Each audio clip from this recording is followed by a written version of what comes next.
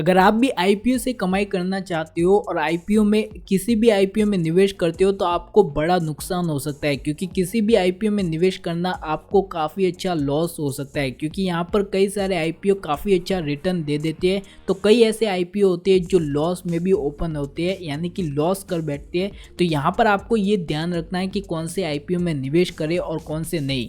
ऐसे में अगर आप भी एक अच्छे आईपीओ की तलाश कर रहे हो तो आपके लिए एक अच्छी खबर है, क्योंकि बाजार में एक और आईपीओ आ चुका है जिसका नाम है ई-पैक ड्यूरेबल। जी हाँ, उत्तर प्रदेश की इस कंपनी के बारे में आज की इस वीडियो में हम जानने वाले हैं कि ये आईपीओ किस तरीके से है, कंपनी किस बाजार में यानी कि कौन से बिजनेस में कितना प्रॉफिट आपको देखने को मिल सकता है। अगर आप इस आईपीओ में निवेश करते हो तो आपको कितना फायदा हो सकता है। जानेंगे ग्रे मार्केट प्रीमियम के बारे में कि ग्रे मार्केट प्रीमियम यहाँ पर कहाँ पर पहुँच चुका है। इसी के साथ में इसमें निवेश करना चाहिए या नहीं करना चाहिए ये जानना बहुत ही ज़रूरी है, क्योंकि कंपनी को लेकर एक बुरी खबर भी है। जी हाँ, बहुत ही बुरी खबर है जिसमें आपको निवेश करने से पहले इस वीडियो को पूरा अंत तक ज़रूर देखना चाहिए।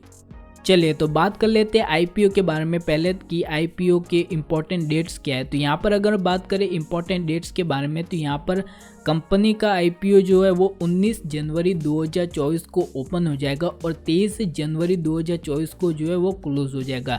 यानी कि यहाँ पर आपको 19 से लेकर 23 तक का समय मिलेगा। उसमें 24 जनवरी यानी कि 24 अगले ही दिन जो है बेसिक ऑफ अलॉटमेंट देखने को मिलेगा। अगर आपको अलॉटमेंट हो जाएगा तो आपको शेयर जो है वो 25 जनवरी यानी कि अगले दिन जो है 25 जनवरी को आपको शेयर जो है वो डीमैट खाते में ट्रांसफ़र हो जाएंगे। और अगर आपका अलॉटमेंट नहीं होता है तो उसी दिन यानी कि 25 जनवरी को इनिशियली पैसे रिफंड हो जाएंगे और 29 जनवरी सोमवार को जो है वो कंपनी की लिस्टिंग होगी, यानी कि शेयर जो है वो बाजार में आ जाएगी। अब बात कर लेते हैं कंपनी के बारे में कि ई-पैक ड्यूरेबल कंपनी किस बाजार में और कितने प्रॉफिट में है। यहाँ पर अगर हम बात करें वेबसाइट पर पहुँच चुके हैं, ई-पैक ड्यूरेबल कंपनी की वेबसाइट पर पहुँच चुके हैं। यहाँ पर अगर हम प्रोडक्ट की बात करें तो कंपनी जो है वो इलेक्ट्रॉनिक जो आइटम्स होते हैं जो घर में या फिर ऑफिस में इस्तेमाल होते हैं वो यहाँ पर जो है वो कंपनी बनाती है, जैसे कि रूम एयर कंडीशनर जो है वो यहाँ पर इंडोर आउटडोर यूनिट जो है वो बनाती है। इसके साथ में स्मॉल डोमेस्टिक अप्लायंस भी बनाती है जिसमें कई सारे अलग अलग घरेलू चीज़ें होती है, वो सारे यहाँ पर जो है वो कंपनी बनाती है। ठीक है, वही अगर बात करें कंपनी के बारे में तो यहाँ पर कंपनी की डिटेल्स आप नीचे जाओगे तो यहाँ पर मिल जाएगी कंपनी की डिटेल्स कि किस किस बाजार में यहाँ पर है।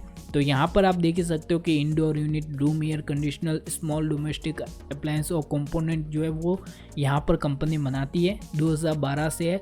और यहाँ से अगर हम देखें कि कंपनी किस किस राज्य में है तो यहाँ पर उत्तर प्रदेश से लेकर उत्तराखंड, राजस्थान और आंध्र प्रदेश तक जो है वो कंपनी है, यहाँ पर इंडस्ट्रियल यूनिट भी है। तो ये थी कंपनी के बारे में। अब बात कर लेते हैं कि कंपनी कितने प्रॉफिट में, कितने लॉस में, यानी कि कंपनी को कितना फायदा हो रहा है, फंडामेंटल क्या है। तो यहाँ पर अगर बात करें आईपीओ रिजर्वेशन की तो यहाँ पर क्यूआईबी यानी कि क्वालिफाइड इन्वेस्टर के लिए 50% तक का जो है वो यहाँ पर रिजर्वेशन है और रिटेल वालों को 35% तक का दिया है, एनआईए वालों को 15% तक का जो है वो यहाँ पर रिजर्वेशन दिया गया है। इसी के साथ में अगर फंडामेंटल की बात करें तो कंपनी के फंडामेंटल कुछ इस प्रकार से है।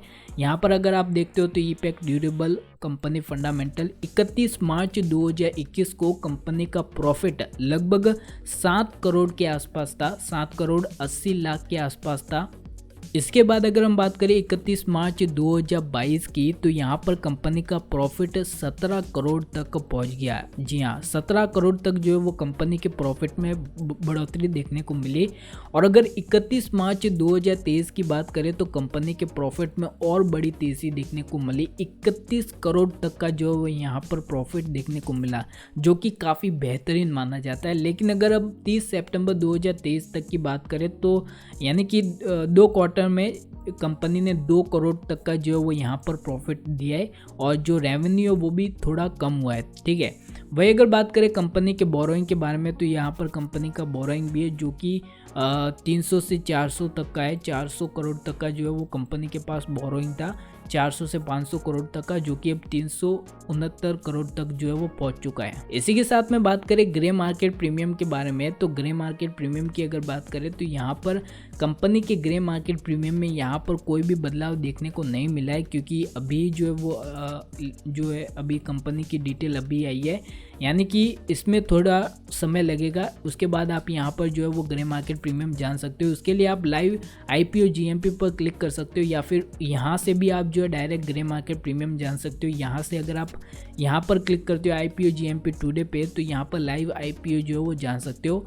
यहाँ पर अगर हम लाइव IPO में भी देखें तो अभी तक इसमें कोई भी डिटेल नहीं आई है, ठीक है। और बाकी जो IPO है जैसे कि लॉस इको है, तो इसका ग्रे मार्केट प्रीमियम जो है वो बढ़ चुका है, 80% से ज़्यादा तक का लिस्टिंग गेन दे सकता है। 120 रुपये का ग्रे मार्केट प्रीमियम है। और यहाँ पर अगर हम बात करें कॉस्टेलिक इंजीनियरिंग के बारे में, तो इसमें भी 11% तक का GMP दिखा रहा है, लिस्टिंग गेन दिखा रहा है। और मैक्सपो ज्योर का जो GMP वो तेज़ी से आगे बढ़ रहा है, जो कि 30 रुपये के आसपास था और अब 50 रुपये तक पहुंच चुका है, यानी कि 3 गुना रिटर्न दे सकता है। 152% तक का लिस्टिंग गेन यहाँ पर देखने को मिल सकता है। मारुति नंदन ट्यूब्स में 14% तक का लिस्टिंग गेन हो सकता है। ऑस्ट्रेलियन प्रीमियम सोलर में भी 100% तक का जो है वो लिस्टिंग गेन देखने को मिल सकता है।